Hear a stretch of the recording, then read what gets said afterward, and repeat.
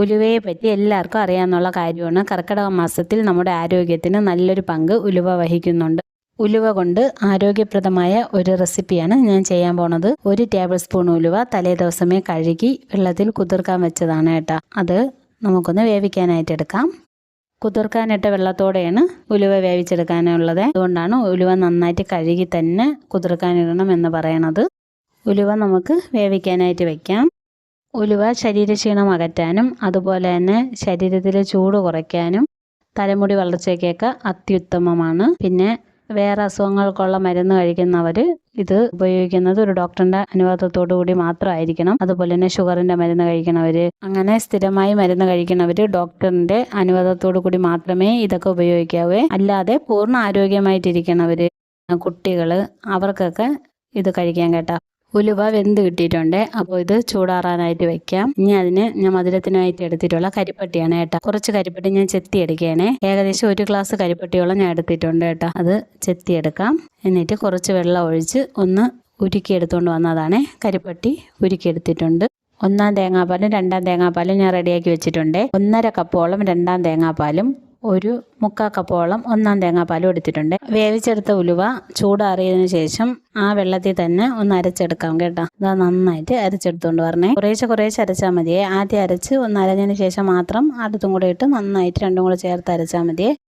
ഉലുവ നന്നായിട്ട് അരച്ചെടുത്തിട്ടുണ്ട്. ഇനി അത് ഒരു പാത്രത്തിലേക്ക് ആക്കി കൊടുക്കാം.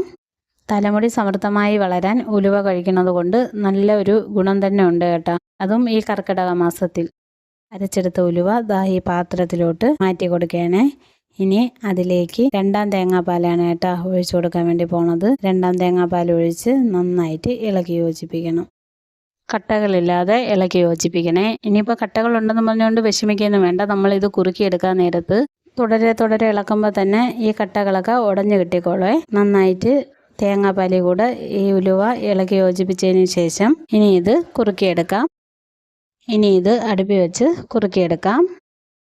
ഇത് കുറുക്കിയെടുക്കുവാണ്. നന്നായിട്ട് തിളയ്ക്കണം. തിളച്ച് ഒന്ന് ചെറുതായിട്ട് കുറുക്കി വരുമ്പോൾ തന്നെ നമുക്ക് അതിലേക്ക് നേരത്തെ ഉരുക്കി വെച്ചിരിക്കുന്ന കരിപ്പട്ടിയില്ലേ, അതും കൂടി ചേർത്ത് കൊടുക്കാം. നന്നായിട്ട് തുടരെ ഇളക്കണേ.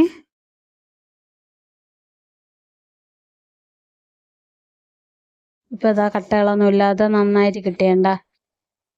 ഒരു തരി പോലും ഇല്ലാതെ നന്നായിട്ട് കുറുക്കി കിട്ടിയേ. മീഡിയം ഫ്ലെയിമിൽ വെച്ചിരിക്കണേ അടുപ്പ്. ഇനി അതിലേക്ക് നേരത്തെ ഉരുക്കി വെച്ചിരുന്ന കരിപ്പട്ടിയും കൂടെ ചേർത്ത് കൊടുക്കാം.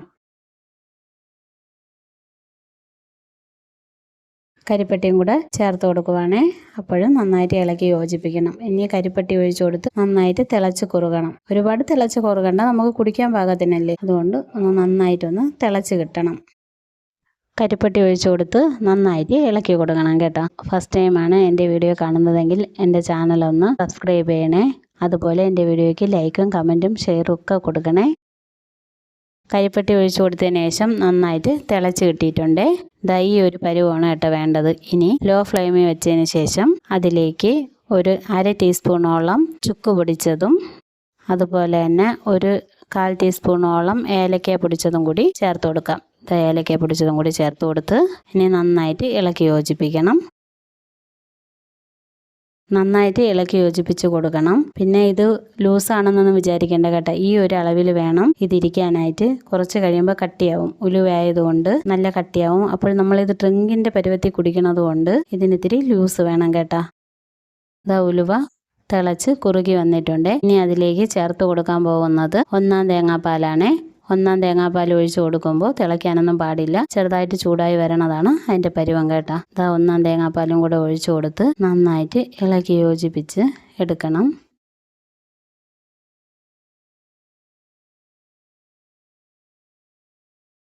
കുട്ടികൾക്കും മുതിർന്നവർക്കും ഒരുപോലെ കഴിക്കാൻ പറ്റിയ നല്ലൊരു ഡ്രിങ്കാണ് കേട്ടോ.